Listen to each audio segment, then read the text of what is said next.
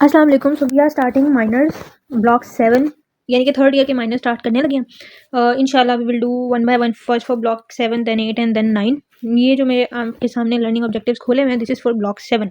इसमें अगर आप देखें ना तो पहले है पेशेंट सेफ्टी। पेशेंट सेफ्टी हम करेंगे बट पहले हम ना सर्जरी कर रहे हैं, फिर मैं पेशेंट सेफ्टी से रिलेटेड पेशेंट सेफ्टी में से 2-3 आपके MCQs आने हैं, तो छोड़ना नहीं है। इस पर बहुत मुफ्त के मार्क्स हैं, बहुत आसान है पेशेंट सेफ्टी के जो लर्निंग ऑब्जेक्टिव्स हैं।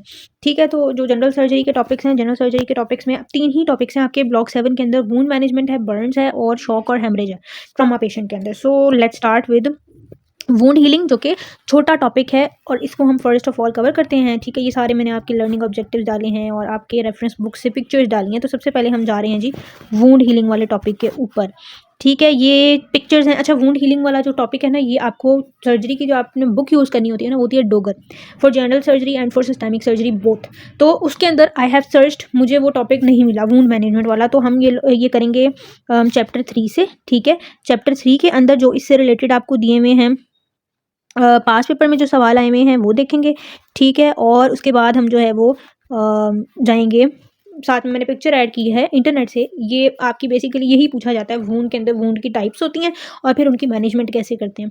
तो टाइप्स ये लिखी हुई है, 4 तरह की टाइप्स होती हैं। वुंड होता है जख्म जो स्किन के ऊपर बन जाता है ना, उसको हम कहते हैं वुंड। ठीक है, इसको वाउंड प्रोनाउंस नहीं करना, ये बहुत रॉन्ग प्रोनाउंसिएशन है। एग्जामिनर को गुस्सा चढ़ जाता है अगर वाइवा में या आ जाए ना सवाल, तो वो कहेंगे इसको प्रोनाउंस ही नहीं करना आता। तो इट्स वुंड। 4 इसकी टाइप्स होती हैं, क्लीन, कंटामिनेटेड और डर्टी। क्लीन वुंड क्या होता है? ऐसा वुंड जो कि साफ होता है, नजर आने में भी साफ होता है और माइक्रोस्कोपिकली भी साफ होता है। ठीक है, this is non traumatic elective procedure where surgical site is not inflamed और कंटामिनेटेड। ना वहाँ कोई आपने यानी कि ये ऐसा वुंड होगा जो आपने स्टेराइल इंस्ट्रूमेंट से सर्जरी के दौरान लगा हो, या कोई ऐसा वुंड नॉन ट्रोमैटिक वुंड हो, कोई चीज़ नहीं लगी आकर, वो खुद ही से वुंड क्रिएट हो गया है। वहाँ पर ना कोई माइक्रो ऑर्गेनिज्म होगा, ना वहाँ पर कोई गंद वगैरह होगा, अपेरेंटली गंद जिसे हम कहते हैं जो नजर आ रहा होता है, कुछ भी नहीं होगा। उस वुंड को हम क्लीन वुंड कहेंगे। और no break in aseptic technique, यानी जो एसेप्टिक टेक्निक्स फॉलो होनी चाहिए थी वो उसमें फॉलो हुई है, उनमें कोई ब्रेक नहीं आया, तो ऐसे वुंड को हम क्लीन कहेंगे। उसके बाद सेकंड जो टाइप है दैट इज़ क्लीन कंटामिनेटेड, यानी कि ये क्लीन भी है बट थोड़ा सा कंटामिनेट हो गया है।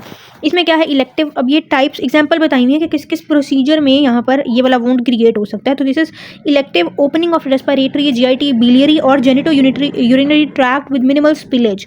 स्पिलेज का मतलब ये है कि आपने खोला ट्रैक को, जैसे अगर रेस्पिरेटरी ट्रैक को खोलें तो उसके अंदर तो स्पिलेज मुश्किल है ना, उसके अंदर तो ऐसा कोई लिक्विड या ऐसा कुछ भी नहीं है। बट GIT को, जेनिटो यूरिनरी को या बिलियरी सिस्टम को जब आप खोलते हैं ना, उसके अंदर आपको स्टमक के कंटेंट्स मिल सकते हैं, बाइल मिल सकता है, लिवर, गॉल ब्लैडर की सर्जरी के अंदर जेनिटो यूरिनरी में ब्लैडर के जो कंटेंट है, यूरिन है, वो मिल सकता है। तो अगर उनकी स्पिलेज ना हो और आपने उनको ओपन किया हुआ है तो उससे जो वुंड क्रिएट होगा ना, उसको हम क्लीन कंटामिनेटेड वुंड कहेंगे। ठीक है, इसमें माइनर ब्रेक होता है एसेप्टिक टेक्निक के अंदर। ठीक है, बट स्टिल माइक्रो ऑर्गेनिजम्स इसमें भी नहीं होते। ठीक है, उसके बाद है जी कंटामिनेटेड। अब कंटामिनेटेड वुंड वो होता है जिसमें ग्रॉस कंटामिनेशन आपको नजर आ रही हो आंखों से। अच्छा, उसके अंदर क्या होता है कि कोई एक्टिव इन्फेक्शन इसमें भी नहीं होता। अच्छा, पहले तीनों में इन्फेक्शन नहीं होता but they can lead to infection अगर आप उसको अनट्रीटेड छोड़ देंगे, बट अपेरेंटली इन्फेक्शन नहीं होता फर्स्ट 3 के अंदर। ठीक है, इसमें ग्रॉस कंटामिनेशन प्रेजेंट होती है, जैसे GI ट्रैक के कंटेंट्स का स्पिलेज अगर हो जाए तो फिर उसको हम कंटामिनेटेड में काउंट करेंगे। ठीक है, उसके अलावा है incision into acute non purulent inflammation. आपने किसी कोई जगह इन्फ्लेमेशन हुई थी वहाँ पर और आपने उसको इंसाइज कर दिया, उसको इंसीजन दे दिया, तो अब उसके जो अंदर के कंटेंट्स हैं, न्यूट्रोफिल्स हैं, बैक्टीरियाज हैं, वो फैलने लग जाएंगे। ठीक है, तो this is major break in aseptic technique. यहाँ पर आपको उसको टच नहीं करना था जो आपने किया, या इसके अलावा कि दूसरा तरीका क्या हो सकता है, आपने एसेप्टिक टेक्निक को यूज़ नहीं किया, स्टीराइल इंस्ट्रूमेंट्स नहीं यूज़ किए। ठीक है, और इसके अंदर होता है active infection at the surgical site, purulent exudate is encountered. इसमें बाद में इन्फेक्शन, सॉरी ये नीचे वाले में बताया हुआ है, उसमें एक्टिव इन्फेक्शन होता है, इसमें बाद में इन्फेक्शन हो सकता है अगर आप इसको अनट्रीटेड छोड़ देंगे। ठीक है, उसके बाद डर्टी है। डर्टी में तो ऑन द फॉरेन इन्फेक्शन हो जाता है सर्जिकल साइट पर। ठीक है, वहाँ पर आपको पस मिलेगी, प्रूलेंट एक्सुडेट इज बेसिकली पस, वो मिलेगी। पस पड़ जाए तो फिर हम उसको डर्टी वुंड कहेंगे। और इसकी एग्जांपल है surgery of a traumatic wound, ऐसा वुंड जो किसी चीज़ से लगा हो, डंडा हो सकता है, जैसे ट्रॉमाज होती है ना, बंदा गिर जाता है, एक्सीडेंट हो जाता है, उसमें कोई चीज़ लग जाती है, तो वो चीज़ स्टीराइल तो होती नहीं है, जो भी होती है, तो उसके अंदर डिफरेंट बैक्टीरियाज होते हैं, वो चले जाते हैं अंदर और उसके नतीजे में इन्फेक्शन हो जाता है ड्यू टू फॉरेन बॉडीज और फीकल कंटेमिनेशन, उसमें डर्टी वुंड बनता है और उसमें रप्चर्ड विस्कस होता है। It means perforation of a hollow organ, के इतना वो इन्फेक्शन हो जाए तो वो पूरे ऑर्गन की वॉल को परफोरेट कर दे। अगर स्टमक में लेट सपोज अगर हो गया तो फिर ये परफोरेशन से स्टमक के कॉन्टेंट्स एब्डोमिनल कैविटी में आएंगे जो फर्दर इसको स्प्रेड करेंगे। अच्छा, this is again another diagram showing the same thing. इसमें अगर आप देखें तो वही टाइप्स लिखी हुई है, क्लीन, क्लीन, कंटामिनेटेड, कंटामिनेटेड और dirty with the same definitions. ठीक है, उसके बाद इसमें जो एडिशनल चीज़ देखनी है वो आपने ये देखनी है, इसमें आपको इन्फ्लेमेशन भी नहीं है, पस भी नहीं है, फीकल मैटर भी नहीं है, कुछ भी नहीं है। ठीक है, फीकल मैटर होता है इन केस ऑफ GI वुंड्स। ठीक है, अच्छा, इसमें भी तीनों चीज़ें नेगेटिव हैं, बट कंटामिनेटेड वुंड के अंदर इन्फ्लेमेशन होती है बट पस नहीं होती है, और डर्टी वुंड के अंदर इन्फ्लेमेशन भी होती है, पस भी होती है और फीकल मैटर भी होगा। ठीक है, ये है इनकी। उसके बाद रिस्क ऑफ SSTI होता है skin and soft tissue infection. तो सबसे ज़्यादा रिस्क आपका डर्टी वुंड के अंदर होता है बिकॉज वो डर्टी होता है। ठीक है, और उसके बाद उनकी जो है वो एग्जांपल्स दी हुई हैं। ये पूछा जा सकता है कि पेरिटोनाइटिस या एब्सेस है या जो रिसेक्शन है, नेक्रोटाइजिंग फिशाइटिस है, ये कौन से वुंड की एग्जाम्पल है, तो आपने ये बताना है कि डर्टी वुंड की एग्जाम्पल है। ठीक है, ये एग्जाम्पल्स इस तरह से MCQs में आ सकती हैं। अच्छा जी, उसके बाद हम आ जाते हैं जी, जो इसके पास पेपर में क्वेश्चंस है ना वो क्या क्या आए हुए हैं। ठीक है, difference between wound healing by primary and, अच्छा उसके बाद आपका दूसरा जो टॉपिक था ना एलोज में, दैट वाज वुंड हीलिंग। तो वुंड हीलिंग से मुतालिक आपको पता होना चाहिए कि प्राइमरी इंटेंशन और सेकेंडरी इंटेंशन क्या होती है वुंड हीलिंग की टर्म्स में। सो प्राइमरी इंटेंशन होता है for small and clean wounds. ठीक है, और सेकेंडरी होता है for large dirty and infected wounds. इनके सर्जिकल क्लीन मार्जिन होते हैं, इसके इरेगुलर होते हैं। सूचर्स हम मार्जिन को क्लोज लाने के लिए यूज़ कर सकते हैं प्राइमरी इंटेंशन के अंदर क्योंकि वुंड क्लीन होता है। सेकेंडरी इंटेंशन में जो डर्टी वुंड्स होते हैं उनको हम क्लोज नहीं करते क्योंकि उसके अंदर बैक्टीरियाज होते हैं, कंटेमिनेशन होती है, तो एनारोबिक बैक्टीरिया ग्रो कर सकते हैं अगर आप वुंड को क्लोज कर देंगे। तो पहले हमें उसको क्लीन करना होता है और फिर हम उसको क्लोज करते हैं। ठीक है, इन्फ्लेमेटरी रिस्पॉन्स डर्टी में ज़्यादा होगा, इंटेंस होगा, ग्रेनुलेशन टिश्यू भी इसमें ज़्यादा होगा। वुंड क्लोजर, इसमें डायरेक्ट क्लोजर होता है बाय फाइब्रस रीयूनियन, और इसमें होता है वुंड कॉन्ट्रैक्शन कि वुंड जो है वो इटसेल्फ कॉन्ट्रैक्ट होगा। इसमें जब हम स्टिचेस वगैरह लगा देंगे तो फाइबर्स डेवलप करेंगे और वहाँ पर रीयूनियन हो जाएगा। यहाँ पर वैसे नहीं होता, थोड़ा कॉम्प्लेक्स प्रोसेस होता है। और स्कार इसमें मिनिमल होता है और इसमें प्रोमिनेंट और पुअर स्कार होता है जिससे पता चलता है कि that was once a dirty wound. ठीक है, उसके बाद है जी next, 19-year-old sustain a deep open lacerated wound right leg में मोटरसाइकिल एक्सीडेंट। अब ये ट्रॉमा का वुंड है, मैंने आपको बताया था ट्रॉमा के मोस्टली वुंड डर्टी वुंड्स होते हैं। He was brought to trauma center where his wound was cleaned and only partially sutured. अब दूसरी प्रॉपर्टी डर्टी वुंड की, ये पार्शली सुचर्ड, आप उसको पूरी तरह सुचर नहीं कर सकते। It took over 5 years to heal with substantial scar formation. तो ये कैरेक्टरिस्टिक सेकेंडरी वुंड हीलिंग की है। तो which is the above type of healing called, that would be healing by secondary intention.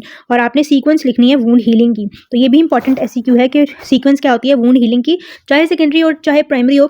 एक जो नेचुरल प्रोसेस है ना wound healing का वो सेम ही होता है, दैट इंक्लूड्स 4 steps।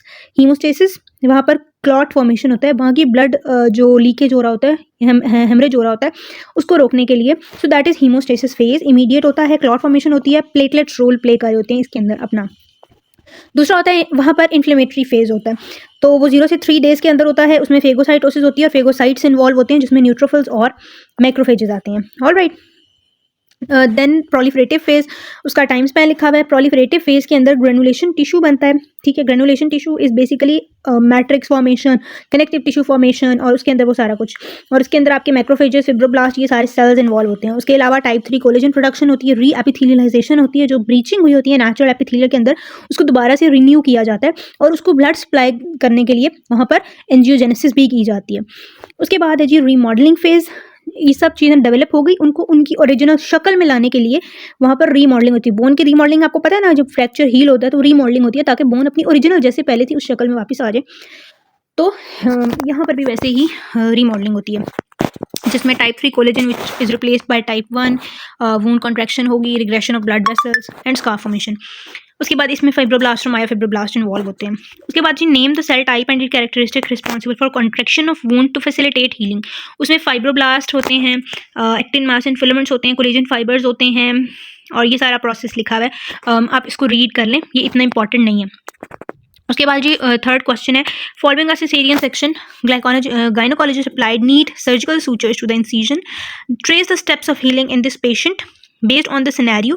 अच्छा, क्रोनोलॉजिकल ऑर्डर में लिखना है, यानी टाइमलाइन जो है वो आपकी इसी तरह होनी चाहिए जैसे यहाँ लिखी हुई है, और आपने हीलिंग प्रोसेस को प्राइमरी इंटेंशन हीलिंग के तौर पे लिखना है बिकॉज उन्होंने बताया है कि सूचर्स लगे हैं और सर्जरी का वुंड है, तो इस तरह से ये वही चीज़ है, आपने उसको उसी तरह से लिख देना है। अगला क्वेश्चन है जी, 19-year-old boy suffered from first degree burn.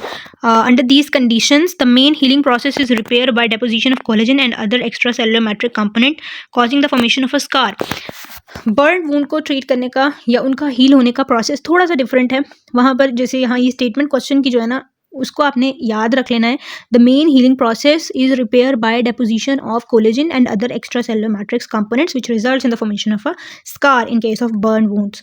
ठीक है. अब उन्होंने आपसे पूछा है जी ग्रेनुलेशन टिश्यू क्या होता है, तो मैंने आपको बताया migration and proliferation of fibroblast and deposition of loose connective tissue together with vessels and interspersed leukocytes form granulation tissue, जिसके अंदर फाइब्रोब्लास्ट भी हैं, कनेक्टिव टिश्यू भी है, वाइट ब्लड सेल्स भी हैं. इस सबको मिक्स करके हम ग्रेनुलेशन टिश्यू कहते हैं जो हीलिंग के टाइम पे बनता है. What is the role of macrophages in wound healing? Phagocytic cells हैं, वहाँ से डेब्रीज को क्लियर भी करते हैं और वहाँ पर जो unwanted foreign objects, materials, organisms होते हैं उनको फेगोसाइटोज भी करते हैं. ठीक है. और डिफरेंट ग्रोथ फैक्टर्स जो साइटोकाइंस रिलीज करते हैं जो वहाँ पर हीलिंग में अपना रोल प्ले करते हैं. ठीक हो गया. उसके बाद है जी give morphological features of granulation tissue and briefly describe its fate, the role in formation of a mature scar. अब उन्होंने बताया है कि ग्रेनुलेशन टिश्यू के फीचर्स क्या होते हैं और किस तरह से वो स्कार की तरफ जाता है वो आपने बताना है. तो ग्रॉस मॉर्फोलॉजी में पिंक और ग्रेनुलर अपीयरेंस नज़र आती है. माइक्रोस्कोपिकली वही सारा कुछ जो मैंने ऊपर आपको बताया, फाइब्रोब्लास्ट होंगे, ल्यूकोसाइट्स होंगे, मेनली मैक्रोफेजेस, और डेलिकेट कैपिलरीज, चूँकि वहाँ पर न्यू चीज़ें सिंथेसाइज हो रही हैं तो उनकी ब्लड सप्लाई के लिए वहाँ कैपिलरीज भी बनेंगी. फेट उसकी ये होती है कि जो इसके अंदर फाइब्रोब्लास्ट होते हैं वो कोलेजन बनाएंगे जो एक्स्ट्रा सेलुलर मैट्रिक्स में डिपॉजिट होंगे. Over time that granulation tissue is replaced by scar tissue which is composed of dense collagen fibres. Scar tissue undergoes maturation जिसमें collagen fibres become strong, organised and become stronger, और scar जो है वो prominent हो जाता है. ठीक हो गया. उसके बाद है जी स्कार कैसे बनता है. Following cellular injury and inflammatory response. इसमें वही सारे स्टेप्स हैं. पहले आप हीलिंग के स्टेप्स लिखेंगे और हीलिंग के बाद जब रीमॉडलिंग हो रही है तो क्या क्या चीज़ें हो रही हैं उसके बाद एंड पे स्कार बन जाता है. Scar formation occurs when repair can not be accomplished by cell regeneration alone. अच्छा, हीलिंग के अंदर ना डिफरेंट प्रोसेसेस होते हैं. रीजनरेशन होता है. अब हमारी बॉडी का हर ऑर्गन रीजनरेट नहीं कर सकता आफ्टर एन इंजरी. लाइक अगर लिवर में इंजरी होती है ना, हिपैटोसाइट्स में, they have the ability to regenerate, बिल्कुल वैसे नए बन जाएंगे. बट बाकी बॉडी के एरियाज के अंदर स्किन में रीजनरेशन हो जाती है अगर सिर्फ एपिडर्मल लेयर उसकी पील ऑफ होती है. बट बाकी जो ऑर्गन्स हैं वहाँ पर नहीं हो सकती, तो वहाँ पर फिर रीजनरेशन साथ साथ चल रही होती है. कुछ पर्टिकुलर सेल्स जो खुद को रीजनरेट कर सकते हैं उनकी, साथ में जो सेल्स नहीं रीजनरेट कर सकते उनकी जगह पर ग्रेनुलेशन टिश्यू बनता है और वो ग्रेनुलेशन टिश्यू फिर अल्टीमेटली फाइब्रोब्लास्ट और कोलेजन और फिर वहाँ पर स्कार फॉर्मेशन होती है. ठीक है. Non regenerated cells which are secondary to severe acute chronic injury they are replaced by connective tissue और स्कार बना लेते हैं. वो 70 to 80% of tensile strength regained at 3 months, little tensile strength regained thereafter. वो उस area की strength की बात करें, मसल है, बोन है, कोई भी चीज़ है, अगर उसकी इंजरी की वजह से वहाँ की स्ट्रेंथ अफेक्ट हुई है तो. अच्छा, उसके बाद है 6 centimeter long medium sternotomy wound after cardiac bypass. उसको ओपन छोड़ दिया गया जिसकी वजह से स्कार बन गया. अब आप बताएं कि what is the type and cause of this abnormal healing process. This is basically secondary intention, क्योंकि एक तो उसको ओपन छोड़ दिया गया और उसका स्कार बन गया. उसके बाद है जी कॉज इसकी क्या थी. Loss of tissue and infection. Infection हुआ ना, सेकेंडरी में इन्फेक्शन ही होता है, डर्टी वुंड होता है. ठीक है. वुंड हीलिंग की टाइप्स में primary wound healing, secondary wound healing and tertiary wound healing. Primary और सेकेंडरी आपने पढ़ लिया. Tertiary is not in your curriculum but tertiary wound healing is somehow little bit advanced from primary and secondary. अच्छा, उसके बाद है जी 22 year old female continuous vomiting और pain in right iliac fossa के साथ प्रेजेंट करती हैं. ऑन एग्जामिनेशन अपेंडिसाइटिस पता चल गया उनको अपेंडिसाइटिस है और पेशेंट को सर्जरी के लिए प्रिपेयर किया गया. अब fine precise cut was made to remove appendix. अब इस सर्जरी का स्कार कैसे हील करेगा. अगर आपको वो सारी एग्जांपल्स याद होना जो मैंने पिक्चर के अंदर दिखाई थी, तो उसमें अपेंडेक्टमी स्कार जो है ना वो कंटामिनेटेड या डर्टी वूंड में नहीं आता, वो क्लीन या क्लीन कंटामिनेटेड में आता है, तो वो प्राइमरी टेंशन से ही हील होता है. What are the steps that are involve in healing, तो वो हमने आपको बता दिए. उसके बाद a boy while playing hockey fell on the ground and started bleeding from ulcerated wound inflicted on his right arm. एक तो अल्सरेटेड वूंड है, एक ये बात, ठीक है. दूसरा वो हॉकी खेल रहा था, ग्राउंड पर गिरा है, ग्राउंड बहुत कंटामिनेटेड जगह है. This wound finally healed after 2 weeks by scar formation. और दूसरी बात स्कार भी बना है, तो this would be secondary intention से ये वूंड हील करेगा और स्टेप्स वही होंगे जो हमने पहले किए हैं. ठीक है. अच्छा, उसके बाद ये हमने पढ़ लिया सेकेंडरी वाला. इनमरेट 4 growth factors involve in regeneration and repair with their source. ठीक है, ये रट्टे वाली बातें इसको आप देख लीजिएगा, एक बार ये सवाल आया हुआ है. ठीक है। उसके बाद है जी कंस्ट्रक्शन वर्कर, उसको वुंड हुआ लेग पर after a fall from roof top, the wound get infected and finally healed by formation of substantial scar. 4 important growth factors आपने बताने हैं और बताना है 4 साइटोकाइंस के बारे में that affect various stages in wound healing. तो ग्रोथ फैक्टर्स तो यहाँ लिखे हुए हैं, ठीक है। ये TGF growth factor, TGF beta epidermal growth factor, basic fibroblast growth factor, platelet derived growth factor, vascular endothelial growth factor. Cytokines ये हैं 1, 6, 8 and TNF। Basically pro inflammatory cytokines हैं ये, और वही इन्वॉल्व होते हैं in your healing process because वहाँ भी इन्फ्लेमेशन हो रही होती है। उसके बाद है जी the tissues of body are divide. ये बहुत इंपॉर्टेंट है कंसेप्ट वाइज, पेपर में शायद ना पूछा जाए, वाइवा में शायद पूछ लें। डिफरेंट टिश्यूज़ हमारी बॉडी के, some are labile, some are stable and some are permanent. मैं रीडिंग नहीं करूँगी, मैं आपको इसका कॉन्सेप्ट बता देती हूँ, ठीक है। अब आपसे सवाल पूछा गया प्रोलिफरेटिव एक्टिविटी की बेस पर आपने बॉडी टिश्यूज़ को 3 क्लासेस में डिवाइड करना है। तो प्रोलिफरेटिव की बेस पर हम करते हैं लेबाइल के अंदर, स्टेबल के अंदर, परमानेंट के अंदर।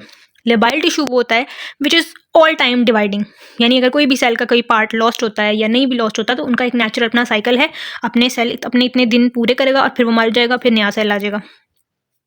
तो ऐसे टिश्यूज़ को हम कहते हैं लेबाइल टिश्यू। जैसे इरिथ्रोपोइटिक सेल्स हैं बोन मैरो के, WBCs का, RBCs का एक लाइफ स्पैन है जिसके बाद ख़त्म हो जाना है, नए बन जाएंगे। जिसी तरह स्किन म्यूकोजल सेल्स हैं, स्किन के सेल्स हैं, एपिथेलियम के, एपिडर्मल के, ये सारे लेबाइल टिश्यू हैं। स्टेबल टिश्यू होते हैं कि जो ज़रूरत के वक्त डिवाइड कर सकें। जैसे अभी हमने हीलिंग में पढ़ा फिब्रोब्लास्ट डिवाइड करते हैं, मैक्रोफेजेस ज़्यादा वहाँ पर आते हैं, तो इसका मतलब वो डिवाइड करके आ रहे हैं ना। तो ये जो सारे सेल्स हैं these are stable tissue cells. Cells normally G0 stage में होते हैं सेल साइकिल के। वो G0 स्टेज में इसलिए होते हैं बिकॉज वो डिवाइड नहीं कर रहे होते। G0 एक स्लीपिंग फेज है डिवीजन के लिहाज से। जब ज़रूरत पड़ी उन्होंने डिवाइड करना है, उन्होंने G0 फेज से बाहर आना है, नॉर्मल सेल साइकिल के अंदर एंटर हो जाना है और प्रोलिफरेशन स्टार्ट कर देनी है, ठीक है। ज़रूरत कब पड़ सकती है? इंजरी के रिस्पॉन्स में, लॉस ऑफ टिश्यू के रिस्पॉन्स में, ठीक है। और परमानेंट टिश्यू होता है जो मर्जी हो जाए, इंजरी हो जाए, लॉस हो जाए, कुछ भी नहीं हुआ, स्टिल वो टिश्यू कभी भी दोबारा डिवाइड नहीं करेगा, वो जो है वही है, उसने नया नहीं बनना। That is permanent tissue and that is neurons. तभी हम कहते हैं कि ब्रेन डेथ, ब्रेन का अगर कोई पार्ट इस्कीमिया की वजह से कोई सेल अगर डेड हो गया तो वो कभी दोबारा रीजनरेट नहीं करेगा, वो हिस्सा डेड ही रहेगा, ठीक है। अगर पार्शियल इंजरी हुई है तो वो खुद को रिपेयर कर सकते हैं, रीजनरेट नहीं कर सकते, ये फ़र्क होता है। सो ये इंपॉर्टेंट टाइप का concept. So that was your learning objective about wound management. इसको हमने कंप्लीट कवर कर लिया है। नेक्स्ट हम करेंगे बर्न्स वाला टॉपिक, उसको भी हम कवर करने की कोशिश करेंगे, दोनों चीज़ों से, पास पेपर से भी, सॉल्व पास पेपर्स, और साथ में हम उसको बुक से भी कवर करने की कोशिश करेंगे। So that's all for today. Thank you so much for watching. अल्लाह हाफ़िज़।